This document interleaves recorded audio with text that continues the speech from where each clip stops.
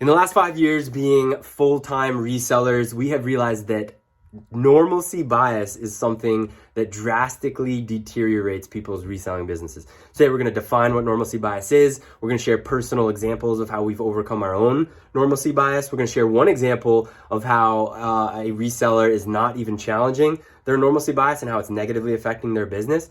And then we're going to end with 2 questions that you can ask yourself in order to build some momentum in applying this to your personal reselling business. Let's dive in. All right, first of all, normalcy bias is defined as the cognitive bias that leads people to disbelieve the likelihood of something happening in the future. Where does this normalcy bias come from? It comes from obviously the thoughts that you have in your own head. It also comes from thoughts that are shared by the people that you surround yourself with. That makes complete sense, right? Challenging this normalcy bias is extremely uncomfortable. It makes sense logically, right? Like if something is normal, it's a lot more comfortable. If you challenge the normal thing, it becomes uncomfortable. But Lindsay and I have experienced over the last 5 years that in challenging our own normalcy bias, it does create this a lot of uncomfortability, but it really improves our reselling business and it creates these new higher, healthier, successful levels of normalcy in our business. I'm going to share specific examples of what I'm talking about. So the first example is when we very first started. Right? When we first started, we had seen from afar people reselling on the internet, on YouTube, on Instagram, on Facebook.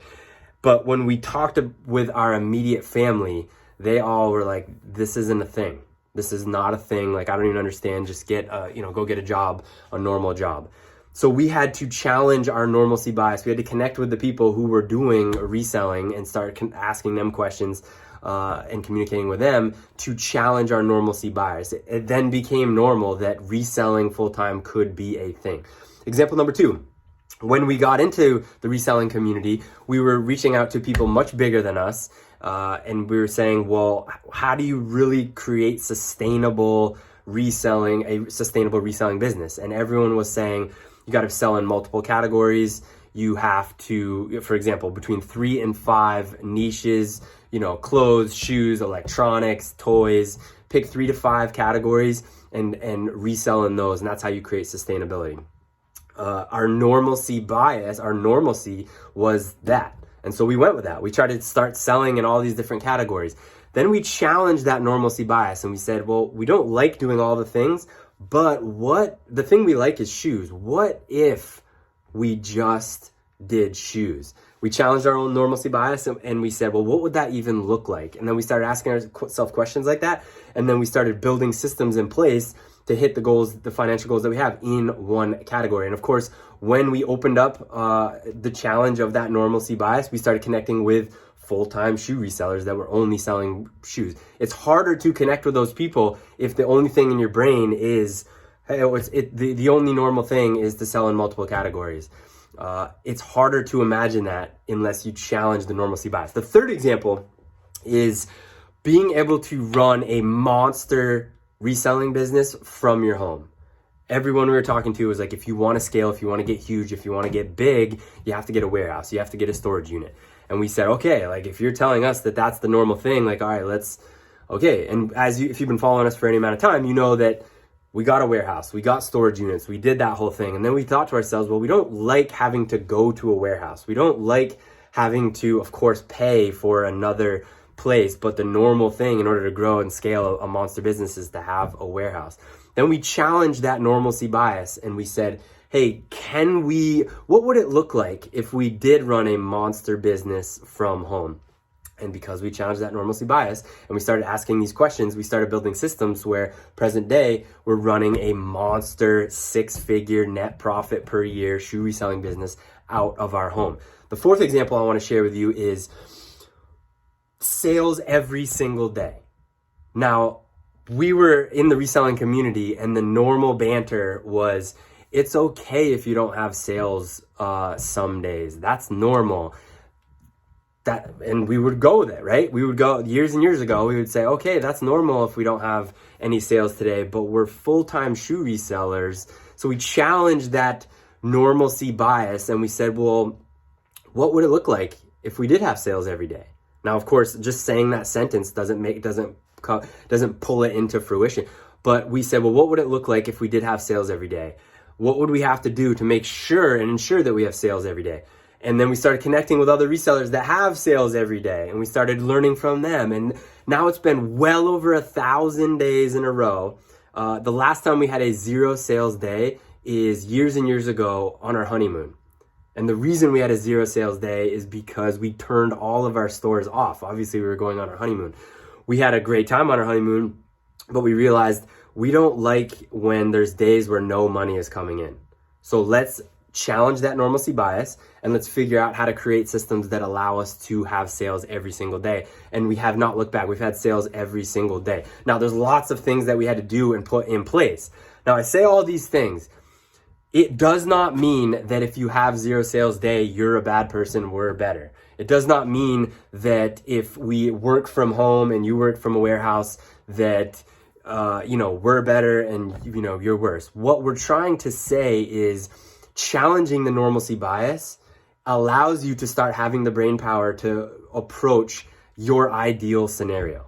Now, you could very well be watching this video and say, it's okay with me if I have days where there's no sales. Boom. Then we both agree. If that's okay with you, that's okay. Then those days will happen. But what doesn't make sense is to say it's impossible to run a monster business from your home. Every single reseller has 0 sales days. It's impossible to have sales every single day. It's just not true. It's just not true. There's thousands of people that prove that that's not true every single day. So what we're trying to explain with this normalcy bias video is it's very comfortable to fall in line with stuff that's normal to you. If it's not normal, it's uncomfortable when things are not normal, but challenging that normalcy bias is what gives you the breakthroughs to get to a place where you want to be. Now, here's the gold. You decide where you want to be. If you're okay with exactly how you're doing what you're doing right now, and every once in a while there's 0 sale days, then you're running a business that's successful for you and it's happy. That's totally fine. Doesn't make you worse or better. It makes you happy, and that's really the whole goal. If you are someone who's like, actually, it doesn't make me feel good to have 0 sale days, or actually, you know what? I don't want to have a storage unit. I'd rather work from home. This is where you challenge your normalcy bias, and it opens up the ability for your brain to start thinking and connecting with other people and thinking about ways to make that reality happen. Let me share 2 examples outside of reselling. It used to be very weird and awkward to think that you would get on your phone, message a stranger, say, hey, get in your car, come pick me up and drive me to where I want to go. Now, we've had taxis forever, but I'm talking about a stranger that's in their home that gets in their Honda Civic, comes and picks you up and drives you to wherever you want to go. But the people at Uber said, hey, let's challenge the normalcy bias and figure this thing out. And it's grown into what Uber is. Now, even crazier, there used to be a time when it was very, very weird to say, hey, let's fix up the shed in the backyard and then see if some strangers will come sleep in it. Hey, there's a spare bedroom down the hallway. Let's get on the internet and see if some strangers want to come sleep in that extra bedroom we have. But Airbnb challenged their normalcy bias, and they said, all right, let's figure this thing out. And now Airbnb and Uber are monster businesses. I want to share another example in the reselling world where it doesn't go well.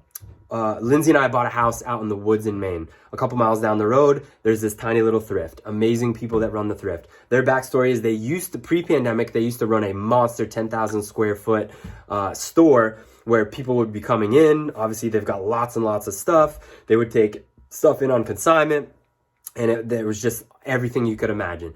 The pandemic shut them down. They had to close that business. They wanted to reopen a smaller little thrift store. We, of course, went in. It's only a couple miles down the road. It's beautiful. There was no one in the parking lot. We were the only people in the store, and we started talking with them, and they explained the story that I just explained to you. And then our next question was like, oh, the store looks so great. Do you sell online? Their normality was, no, why would we sell online? We have a store. People come into the store. And we said, well, have you ever thought about selling online? And they said, well, it's too hard to ship stuff.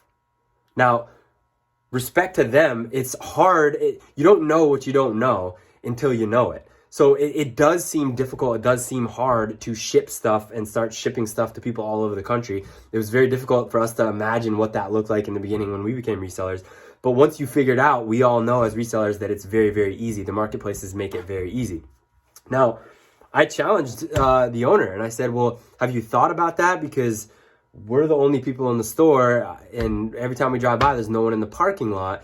And she was like, it just seems too difficult. And I even showed her, Facebook Marketplace. I showed Poshmark. I showed Mercari. I said, I understand, but like, you have hired an employee that sits here every day. You pop in to make sure everything's going well.